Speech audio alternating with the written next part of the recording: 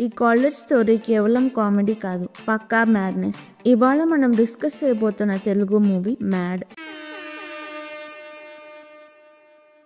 Movie starting లో 2023 RIE college freshers పార్టీలో ఒక అతను స్టైల్ గా కార్ నుంచి దిగుతాడు. అతను కాలేజ్ లో సూపర్ సీనియర్. అతని పేరు లడ్డు. ఒక ఫ్రెషర్ కాలేజ్ నచ్చలేదు, ఫుడ్ బాగోలేదు అని కాలేజ్ నుంచి పారిపోతాడు. లడ్డు తనకి ఫ్లాష్ బ్యాక్ చెప్తాడు. లడ్డు 2016 లో కాలేజ్ లో జాయిన్ అవ్వడానికి వెళ్తాడు. అక్కడ ఉన్న వాచ్మెన్ ని కాలేజ్ ఎలా ఉంటుంది అని అడిగితే వాచ్మెన్ సూపర్ గా ఉంటుంది, మంచి ఫ్యాకల్టీ, గొప్ప గొప్ప వాళ్ళందరూ ఇక్కడే చదివారు, నేను కూడా ఇక్కడే చదివాను అంటాడు. లడ్డు షాక్ అవుతాడు. లోపలికి వెళ్తుంటే ఒక ఫ్యాకల్టీని 10th ఫెయిల్ అయి కాలేజ్ లో టీచర్ గా జాయిన్ అయ్యాడు అని బయటికి గెంటేస్తూ ఉంటారు. హాస్టల్ రూమ్ ఇస్తారు. ఆ రూమ్ లోకి ఇంతకుముందు కొండ చిలువ వచ్చింది అని చెప్తారు. క్యాంటీన్ లో ఫుడ్ బాగోలేదు అని గొడవ జరుగుతుంది. ఇవన్నీ చూసి లడ్డూకి కాలేజ్ లో ఉండాలని లేక వాళ్ళ పేరెంట్స్ కి కాల్ చేసి ఇంటికి వచ్చేస్తాను అంటారు. అప్పుడే లడ్డు రూమ్మేట్ దామోదర్ రూమ్ కి వస్తాడు. లడ్డు కాలేజ్ వదిలి వెళ్ళిపోతున్నాడు అని దామోదర్ వాళ్ళ బ్రాంచ్ లో అమ్మాయిలు బాగుంటారు అని లడ్డూని కాలేజ్ లో ఉండేలాగా చేస్తాడు. మనోజ్ ఏ అమ్మాయినైనా 5 నిమిషాల్లో లైన్ లో పెడతాడు. అశోక్ ఎంసెట్ లో టాప్ ర్యాంకర్. ఎన్ని మంచి కాలేజెస్ లో సీట్ వచ్చినా ఈ కాలేజే కావాలి అని జాయిన్ అవుతాడు. తను ఒక అనాథ. ప్రిన్సిపల్ పురుషోత్తం ని అందరూ స్టూడెంట్స్ ప్రాంక్ కాల్స్ చేస్తూ కార్ టైర్ తీసేస్తూ ఏడిపిస్తూ ఉంటారు. Student union leader Chaitanya Prasad. Chaitanya college లో ర్యాగింగ్ ఉండదు అంటాడు, కానీ ఆ నైట్ హాస్టల్లో ర్యాగింగ్ చేస్తాడు. 8 years నుంచి ఆ కాలేజ్ లోనే చదువుతున్న senior Anthony next day DD హాస్టల్లో ర్యాగింగ్ జరుగుతుంది అని వార్డెన్ కి కంప్లైంట్ ఇస్తాడు. వార్డెన్ కూడా ఆ కాలేజ్ లో సూపర్ సీనియర్. ర్యాగింగ్ కంటిన్యూ అవుతుంది. అశోక్ ఎవరితో కలవకుండా సపరేట్ గా ఉంటాడు. జెన్నీ తనతో మాట్లాడడానికి ట్రై చేస్తుంది. మనోజ్ కి ఒక అమ్మాయి బస్ లో కనపడుతుంది. ఆ అమ్మాయి నచ్చిందని చెప్తాడు, కానీ ఎప్పుడు చెప్పేదే అని ఎవ్వరూ పట్టించుకోరు. 10 years బ్యాక్ 2 కాలేజెస్ ఆర్ఐఈ, జేసీ. ఈ కాలేజెస్ కి మధ్యలో భగవాన్ క్యాంటీన్ ఉంటుంది. ఒక రోజు RIE college president, JC college president ఇద్దరు ఎగ్ పఫ్ ఆర్డర్ చేస్తారు. క్యాంటీన్ లో ఒక ఎగ్ పఫే ఉంటుంది. అప్పుడు 2 కాలేజెస్ ఎగ్ పఫ్ కోసం గొడవ పడతారు. ఆ గొడవ 2016 దాకా జరుగుతూనే ఉంటుంది.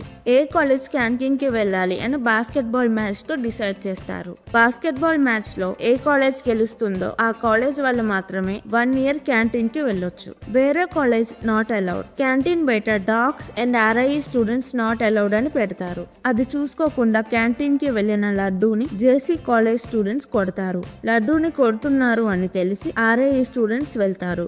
2 కాలేజెస్ కి గొడవ అవుతుంది. వార్డెన్ గొడవ ఆపుతాడు. ఆర్ఐఈ స్టూడెంట్స్ 10 years నుంచి ఒక్కసారి కూడా బాస్కెట్ బాల్ మ్యాచ్ గెలవలేదు. ఈసారి డీడీ బ్యాచ్ బాస్కెట్ బాల్ ఆడి ఖచ్చితంగా గెలవాలని డిసైడ్ అవుతారు. కానీ వాళ్ళలో బాస్కెట్ బాల్ ఆడడం ఎవరికీ రాదు. డీడీ బాస్కెట్ బాల్ ఆడడానికి అందరికీ ట్రైనింగ్ ఇస్తూ మోటివేషన్ ఇస్తూ రోజు గుడ్డు పాలు ఇస్తాడు. ఒక రోజు గేమ్ ప్రాక్టీస్ చేస్తుంటే బాల్ కోర్ట్ బయట పడుతుంది. బాల్ ని అశోక్ పట్టుకొని బయట నుంచి బాస్కెట్ లో వేస్తాడు. అశోక్ కి గేమ్ ఆడడం వచ్చు అని డీడీ అశోక్ ని గేమ్ లో జాయిన్ అవ్వడానికి పిలుస్తాడు. అశోక్ ఇంట్రెస్ట్ లేదు అని గేమ్ ఆడడానికి రాడు. అశోక్ వేసిన బాల్ ఫ్లూక్ లో బాస్కెట్ లో పడింది అని మాట్లాడుకుంటారు. అది అశోక్ వింటాడు. జేసీ కాలేజ్ తో మ్యాచ్ స్టార్ట్ అవుతుంది. ఇప్పటికీ జేసీ కాలేజ్ లీడ్ లో ఉంటుంది. యాంథోనీ రెఫ్రీని ఆర్ఐఈ కాలేజ్ ని గెలిపించమని చెప్తాడు. రెఫ్రీ నో అంటాడు. అప్పుడు అశోక్ గేమ్ లోకి వస్తాడు. డీడీ గేమ్ ముందు రోజు అశోక్ తో మాట్లాడి జెర్సీ ఇస్తాడు. 2 కాలేజ్ స్కోర్స్ టైలో ఉంటాయి.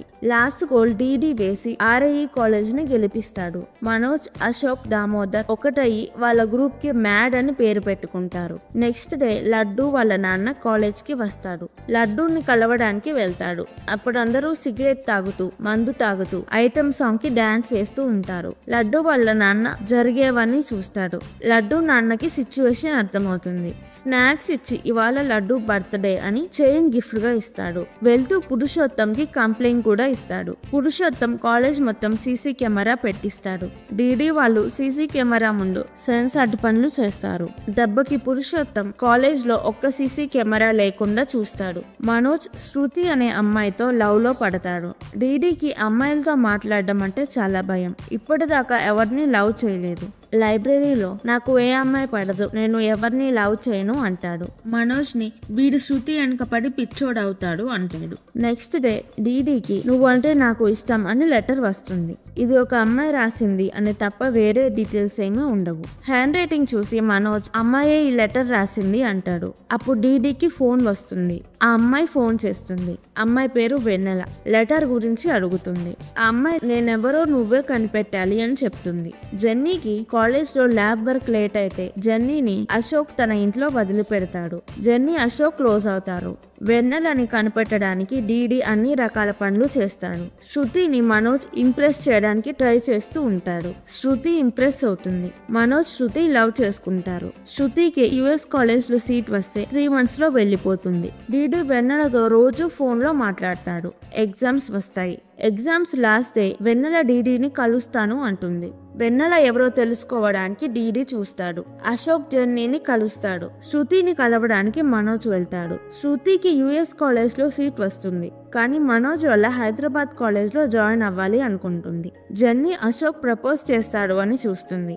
అశోక్ జెన్నీ ప్రపోజ్ చేయాలి అని అనుకుంటాడు. మనోజ్ శృతికి ఎలా ప్రపోజ్ చేయాలో ఒక అమ్మాయితో ప్రాక్టీస్ చేస్తుంటే అది చూసి శృతి అపార్థం చేసుకుంటుంది.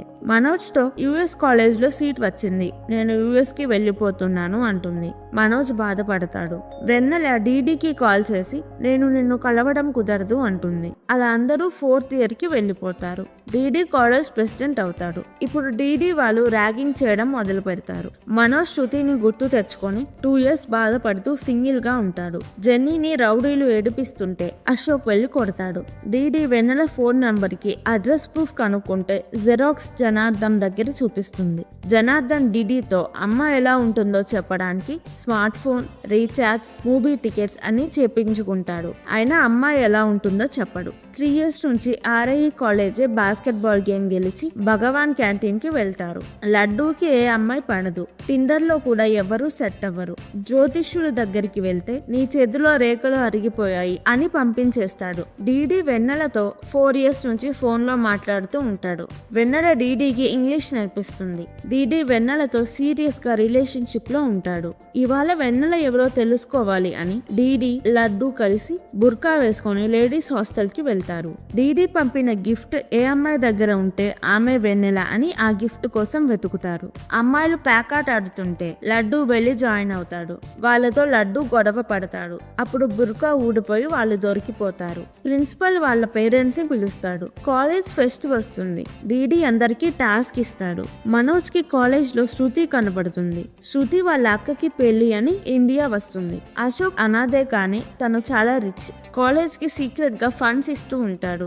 ఆ విషయం చెప్పలేదు అని జెన్నీ ఫీల్ అవుతుంది. శృతి వాష్రూమ్ కి వెళ్తూ మనోజ్ కి ఫోన్ ఇస్తుంది. అప్పుడు శృతి అక్క కాల్ చేస్తుంది. మనోజ్ కాల్ ఎత్తాక శృతి పెళ్లి జరగబోతుంది అని మనోజ్ కి తెలుస్తుంది. శృతి నాన్నని కన్విన్స్ చేయడానికి మనోజ్ శృతి ఇంటికి వెళ్తాడు. శృతి ఇంట్లో వాళ్ళ నాన్నని ఆల్రెడీ మనోజ్ ని పెళ్లి చేసుకోవడానికి ఒప్పిస్తుంది. అప్పుడు మనోజ్ వస్తాడు. మనోజ్ శృతి నాన్నతో ఏదేదో మాట్లాడి చెడగొడుతున్నాడు అని శృతి మనోజ్ ని కొడుతుంది. మనోజ్ సైలెంట్ గా ఉంటాడు. శృతి పేరెంట్స్ పెళ్లికి ఒప్పుకుంటారు. 3 years టైం ఇస్తారు. శృతి మనోజ్ ని లవ్ చేస్తుంది అని తెలిసి సంతోషపడతాడు. లేడీస్ హాస్టల్ కి వెళ్ళినప్పటి నుంచి డీడీకి వెన్నెల కాల్ చేయట్లేదు. డీడీ కాల్ కోసం ఎదురు చూస్తూ ఉంటాడు. కాలేజ్ ఫేర్వెల్ డే వస్తుంది. వెన్నెల వస్తుందేమో అని డీడీ వెయిట్ చేస్తూ ఉంటాడు. డీడీకి రాధాలో వెన్నెల క్వాలిటీస్ కనపడతాయి. Radha DD friend. డీడీ బాధపడ్డం చూడలేక లడ్డూ జిరాక్స్ జనార్దన్ ని కిడ్నాప్ చేసి వెన్నెల ఎవరో చెప్పమని బెదిరిస్తాడు. జనార్దన్ వెన్నెల ఎవరో చెప్తాడు. వెన్నెల ఎవరంటే మనోజ్, అశోక్. వాళ్ళే వెన్నెల లాగా డీడీతో 4 years గా వాయిస్ యాప్ వాడి అమ్మాయి వాయిస్ తో మాట్లాడుతూ ఉంటారు. అంతా వీళ్ళే ప్లాన్ చేస్తారు. ఇదంతా ఎందుకు చేస్తారంటే లైబ్రరీలో డీడీ మనోజ్ ని శృతి వెనకాల పడి పిచ్చోడవుతాడు అన్నందుకు మనోజ్ కి కోపం వస్తుంది. అందుకని డీడీ మీద మనోజ్, అశోక్ కలిసి ప్రాంక్ చేస్తారు. డీడీ ఆ విషయం యాక్సెప్ట్ చేయలేకపోతాడు. అశోక్ డీడీకి వెన్నెల లాగా ఇంగ్లీష్ నేర్పిస్తాడు. డీడీ వెన్నెలని సీరియస్ గా తీసుకుంటాడని మనోజ్, అశోక్ కి తెలియదు. లేడీస్ హాస్టల్ కి వెళ్ళాక విషయం చాలా పెద్దగా అవుతుంది అని వాళ్ళు డీడీకి వెన్నెల లాగా ఫోన్ చేయడం మానేస్తారు.